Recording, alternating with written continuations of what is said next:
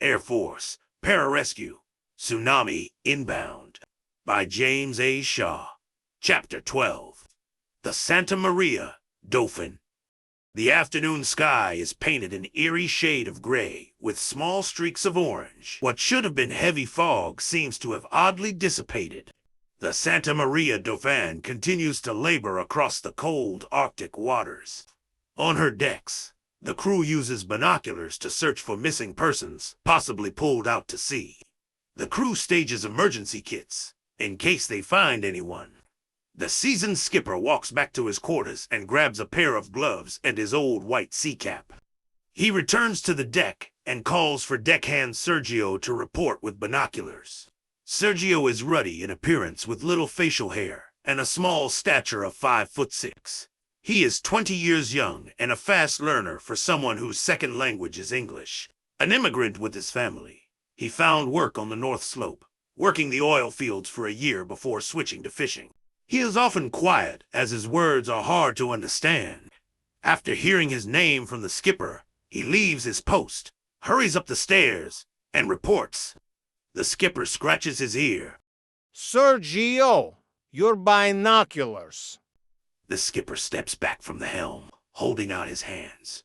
Sergio finally consents. What do you ask me, Captain? Can't you tell? You want my hand, No deckhand. Captain? Take the controls and steer us north by northeast. Let me take your post for a few minutes.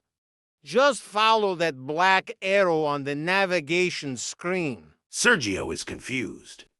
This is a task only given to the first mate, he says. Sir, iminda, I am not the first mate. Don't you think I know you are not a first mate?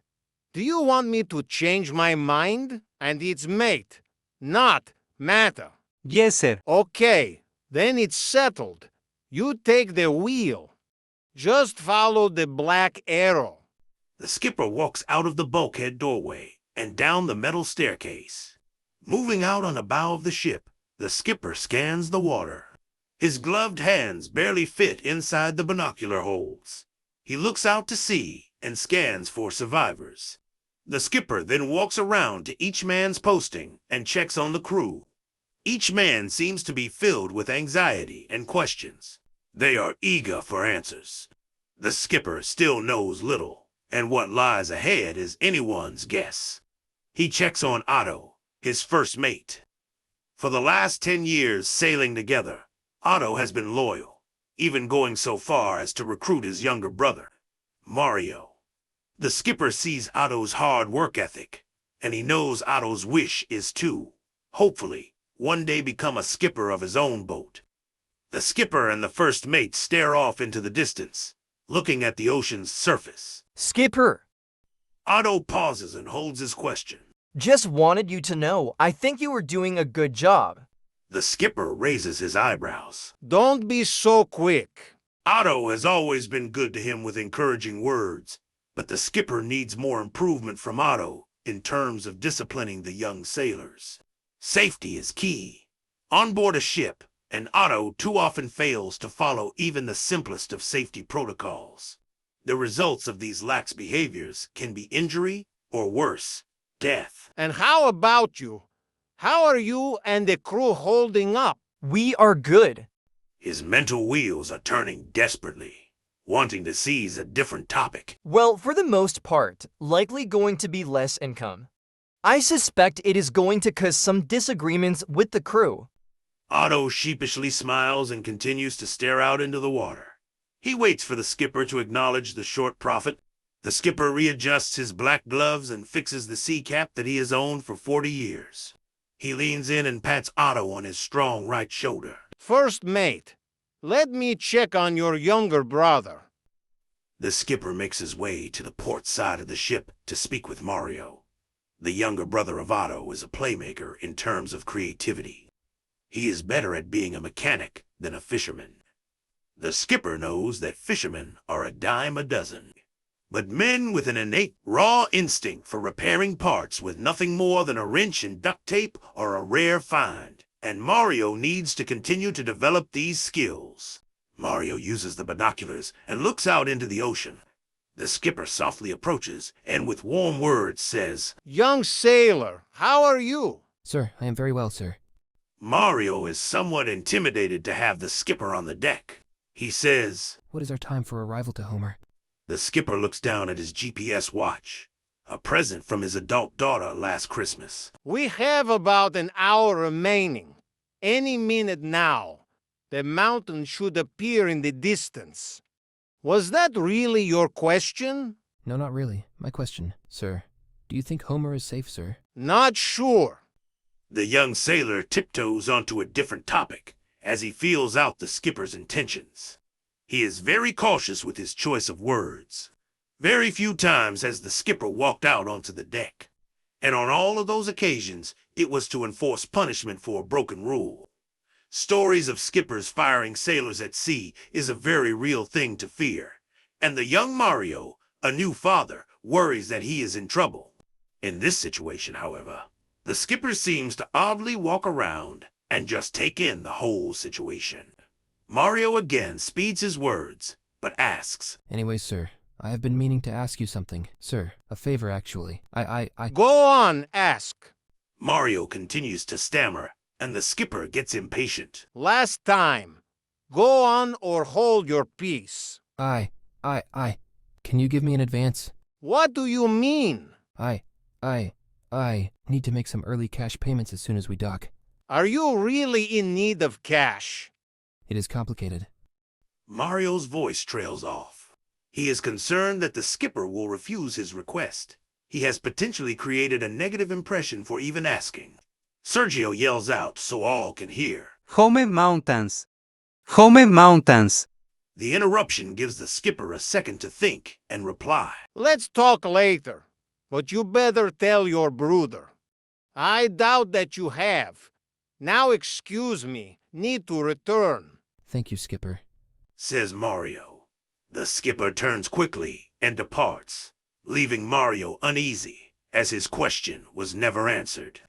Returning to the wheelhouse, the skipper finds Sergio taking it all in.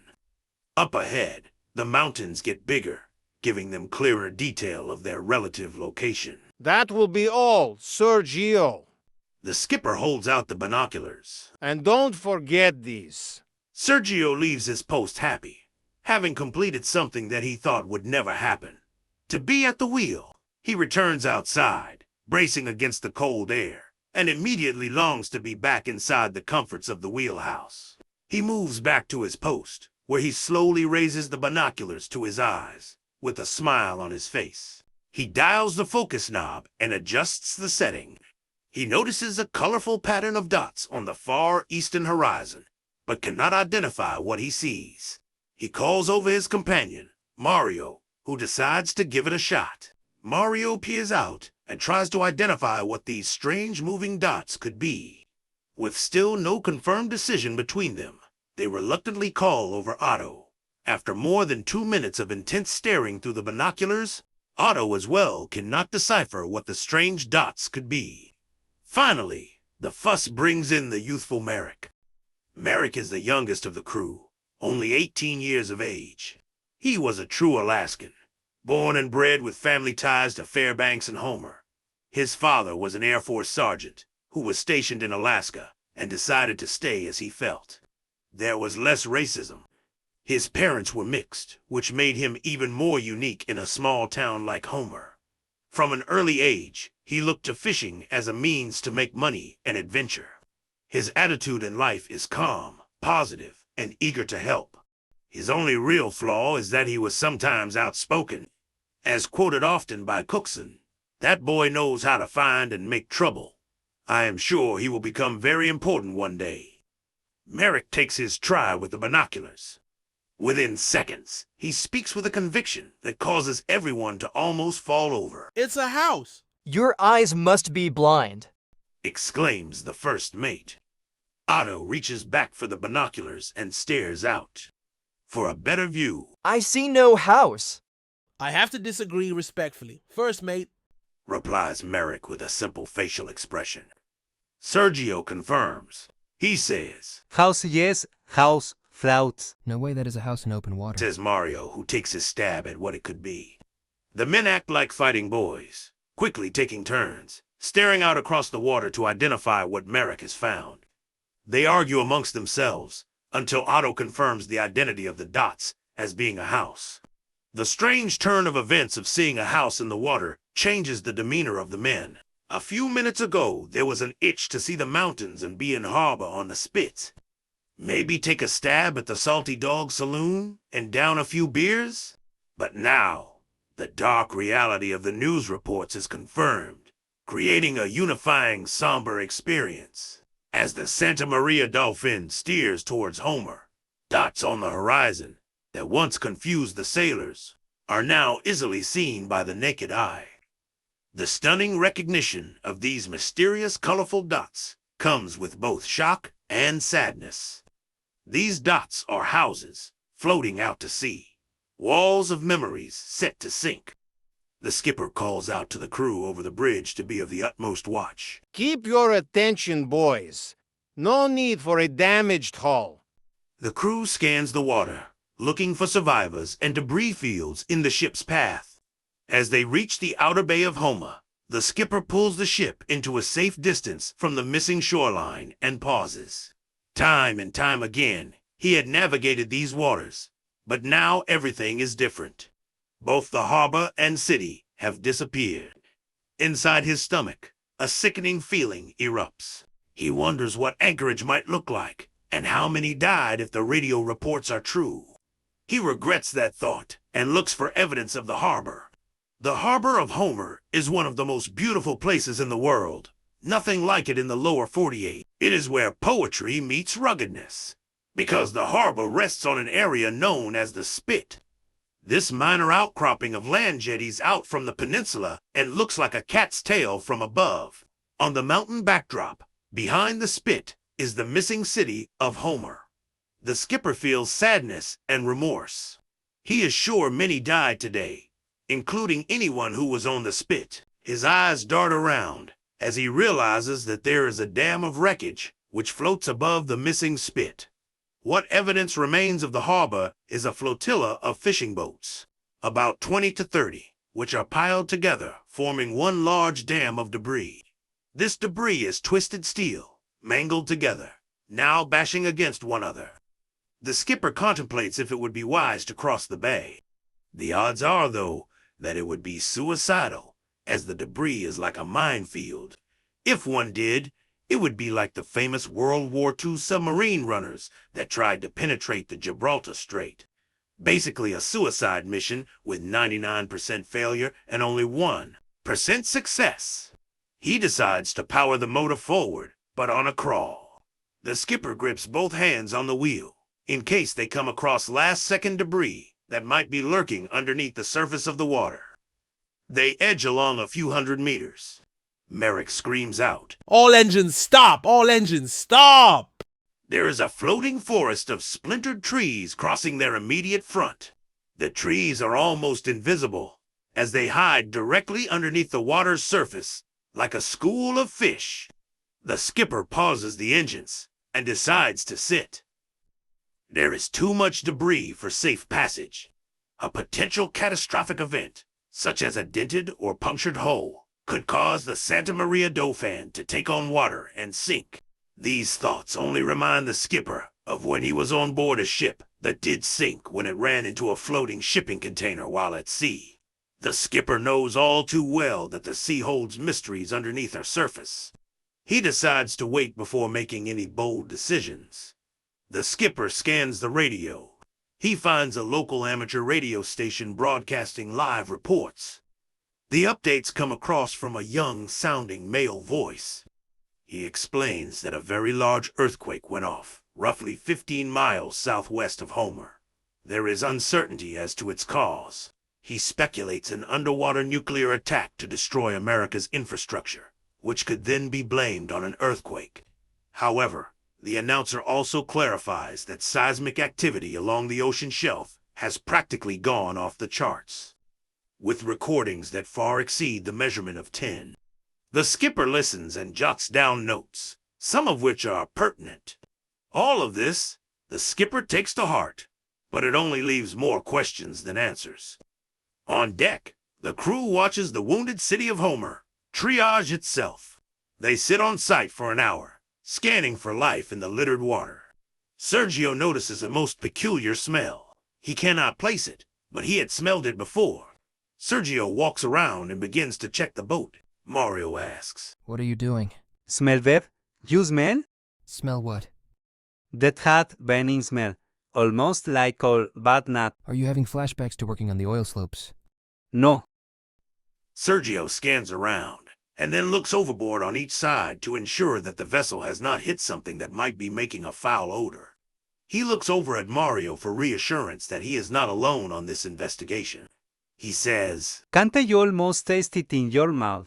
No, we don't eat oil in America. Not sure what you eat for breakfast in your old country. Jokes Mario. The smell continues to linger. Sergio leans over the boat and looks back. He is not satisfied with giving up. He notices a jetty of rocks off to the side of the boat by 20 meters. They're from over there.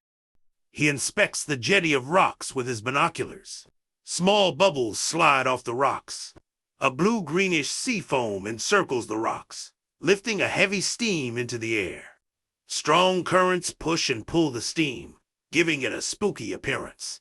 The steam snakes its way up into the air before it dissipates into nothing. The foul smell lifts and then soon dissipates, as if it never existed. The first mate asks, You find what you were looking for. Sergio hands the binoculars over to Otto and says, No. I thought you said you had something? No forget it all. Time passes by without any sign of life. Disappointment is felt among the men. They had come to rescue, but now they are bystanders. All the excitement seems to be for nothing. The crew can only watch from afar. Mario yells out. Hey, I got something. The silence is broken. The thought of rescue overcomes everyone. The crew breaks rank and leaves their posts. What is it? Up ahead, look. Binoculars fixate on a strangled object that splashes about in the water. Sergio says, It is a dog. A terrified white and gray husky painstakingly paddles. Its strength weakens as it tries to stay afloat. The men want desperately to help. If this dog's life is saved, then they will have done something of great faith and value. There are no questions to ask. The men go straight to work. It is almost divine to see them meld as a team. A hasty plan is hatched. The end result is that, in order to save the dog, one crew member is going to have to don a life suit and go overboard. Without needing a volunteer, Merrick is already ahead of the plan by donning his orange emergency life suit. He puts on the Arctic wetsuit and then slips on the boots. The Arctic wetsuit's design is to protect him from hypothermia and the shock of the frigid water. Otto lassos a safety loop around Merrick. They excitedly lower him overboard. He carries with him a single life vest. Merrick touches down into the water. Oh, it's so cold. He makes slow headway, swimming through the water. He pauses and waits for debris to pass so that he does not get tangled up. On deck, the crew tries to help in any way they can. They yell out, Here, boy, here, boy. here, boy. The dog paddles his way to Merrick, and they meet in romantic fashion. The full-size husky thrashes with happiness, and Merrick tries to brace himself, but the dog cannot resist. The dog puts his body weight on Merrick, and he takes a dip into the ocean. Merrick pops up, and his wet face shows it all. It was worth it. The crew laughs and encourages Merrick to swim back to the same spot, so they could lift him up with the crane. Otto walks over to the crane and controls the levers. He spins the crane, which has a 10-foot outreach arm. Otto drops a lever. The cable line, fashioned with a hook, falls into the water. Otto calls out, Swim back to us, and when you are ready, just give me a signal and I will lift you both up. Merrick throws a thumbs up for confirmation. He looks at the dog. All right, buddy, we gotta swim back to the boat. You are a feisty one, aren't you? He snaps the life jacket around the husky. The dog is instantly happy. Together, they paddle back to the Santa Maria Dauphin. Otto retracts the lever, and the hook rises with Merrick and the dog. On deck, the husky shakes terribly. Mario comes over with a large blanket to help dry off the dog's wet coat. The hero of the hour is Merrick. He is this dog's best friend. The oversized husky runs laps around Merrick in excitement, giving out a bark or two. His tail wags in sheer happiness. The crew gathers round and pats Merrick on the shoulders for a job well done. Then, they reach down and rub the dog's ears. The husky smiles back with his tongue drooling out. They look for identification on the dog, but its leather neck collar is severely frayed. Only the letters POI remain. Merrick looks into the dog's eyes and says, I will call you Poi. Looks like we have a new crew member. Yes, finally. replies Merrick with a smile. And I am no longer the youngest. The crew breaks into laughter. You will always be the youngest. Smiles back Otto. The skipper breaks the laughter with his own insight. You know, back in Russia, Zapoy means the drinking binge to end all drinking binges. Maybe some owner thought Zapoy would be a funny name for a dog.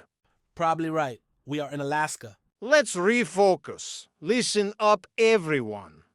The skipper looks over the men with apparent indifference. Merrick, good job.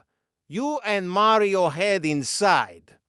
Mario, you help Merrick with getting off his suit and whatever else he needs to get that dog warm. Ensure that the dog stays below and out of the kitchen. Understood? Secondly, Merrick, see to it to talk to Cookson so that he can accommodate the dog. We might be at work for hours into the night, and I don't want this dog barking for food. Lastly and thirdly, everyone needs to rotate for chow, with only one sailor eating at a time. You get 30 minutes to eat, so don't run into the other person's time slot. Mario, Merrick, Sergio, Otto, in that order. I will eat last. Everyone else back to your stations. There might be more. With some reluctance, the crew returns to their stations, but happy thoughts of the new crew member warm everyone with smiles. The crew scans the minefield of debris. Every now and then, there appears hope of a survivor, but it is either junk or the unfortunate loss of life. Sergio spots two lifeless bodies that drift into the side of the boat. He calls on the first mate. Is there anything we can do? I am afraid not. Sergio stares down below into the water and sees a male and female. The body of the male is badly mangled. It is stretched out and looks like Play-Doh. The crew tries a few times to pull them apart with grappling hooks, but are unsuccessful. Otto speaks up. Maybe this is a bad idea. I sure don't want a half-corpse brought over the side and, hell, what were we going to do with it? The crew agrees and goes back to their post. Sergio remains at his station, but continues to look down over the side. He knows it is the right thing to do, to leave the bodies for the sea to decide their fate, but he wishes that they would sink already. Sergio cannot help but notice the attractive young female figure with a pretty face and nice upper body. It makes him feel sick to stare at her. He is still a virgin. He has never had a girlfriend, and a girl like this is out of his league. He could never have asked her out. He feels guilty to be staring at her body. He notices her smooth lines and perfect figure. He does so, though in an innocent manner, wishing she could still be alive. Otto walks back over to Sergio and looks down over the side. Sergio lets out a small sniffle, and a slow teardrop descends his cheek. Otto side hugs the short fellow. By 1900, the sun is dropping. Only 30 minutes of light left. Darkness made observation more challenging, and not much more could be done. The skipper observes his broken-hearted men on deck. It is time to move on and depart the area. He yells out for the men to assemble in the wheelhouse. The men solemnly turn, some still spying the water, hoping to find that one survivor against all odds. Huddled inside the tight wheelhouse, the men look dejected. Sergio's eyes look hazy, and Otto's face hangs long. Merrick sports a small grin because of Poi. But the dog must stay down below to ensure he does not get into trouble with the skipper. Mario slow burns with resentment. He needs money, and saving lives does not bring in money. He has a large debt to pay, and his family could be at risk. He should ask his brother for financial help, but that would cause a burden that he wants to avoid. The skipper looks around at these men. The last several hours of observing for survivors has been challenging. He notices one absentee, Cookson, who chooses to not participate in most crew meetings and prefers to stay in the kitchen. Although the skipper trusts the man, he has his doubts, and rightly so, because Cookson knows more than he should. The skipper pauses before he speaks. He clears his throat. This has been a rough day, but I am afraid it might get worse. I have decided to travel north to Anchorage. It puts us up there after midnight, so in reality we are looking at tomorrow. We have fuel a week's worth in fact, and if anything, maybe we can be of some assistance for ferrying passengers. The skipper takes a long pause and says something that is heavy on his heart. If we do this, we might find someone who needs our help. Keep the faith and continue looking. The crew nods their heads up and down. The sadness in the room softens as the men look forward to traveling to Anchorage. The skipper adds one more thing. Finally, I will need you guys to be on the ready. We will be 50% manned as we head north. First Mate Otto, split the group in half for rest and night watch. The next 24 hours could be defining moments in our lives. So, keep up the hard work and say your prayers. That is all. You are dismissed. Otto takes the men down below to assign duties before splitting off on the first watch with Merrick. He gives Merrick the shift roster and has him take it to the skipper. Merrick then joins Otto on the deck to watch the sunset. As they stare out, they finally see life. They spot a moose swimming in the open water. She has to be more than 5 miles from the shoreline. Such a beautiful creature. Too bad. There is nothing that we can do to help her. She is on her own. The ship passes by, and Merrick and Otto lean on the cold deck railing. They shine the heavy spotlight down onto the water and watch. The moose swims away from the ship as they pass by. I hope she lives. How do you think she got out here so far? Not sure. Maybe she was pulled out by the water, or maybe trying to find a new home. How far can a moose swim? Till death, if you think about it. What do you mean? Because she is an animal, she will swim, she will not give up. But I have heard 10 miles. Otto and Merrick begin to converse, and Otto is wildly amazed at Merrick's openness, since he is usually so quiet. They talk extensively, and Merrick shares a secret about his dreams. Behind the wheel, the skipper's eyes are tired. It is common to sit 19 hours a day behind the wheel, but today was no common day. He advances through the water, plotting a course towards Anchorage. The sea knocks the Santa Maria Dauphin with each rolling tide, but very little debris lingers in the open water, allowing the skipper to throttle forward. He hugs the new coastline of what was the Kenai Peninsula. It does not take long before the adrenaline of the day wears off, and the skipper feels a deep heaviness. The skipper's mind is throbbing with pain that develops into a migraine. He contemplates an alcoholic drink, but instead gets some water. His thoughts turn to home and his daughter. He misses his family, and he knows the men miss their families too. If he could just get these men home to their families, he will know that he has done his job. He closes his eyes for a second and thinks about home. Just a moment of sleep will do him well.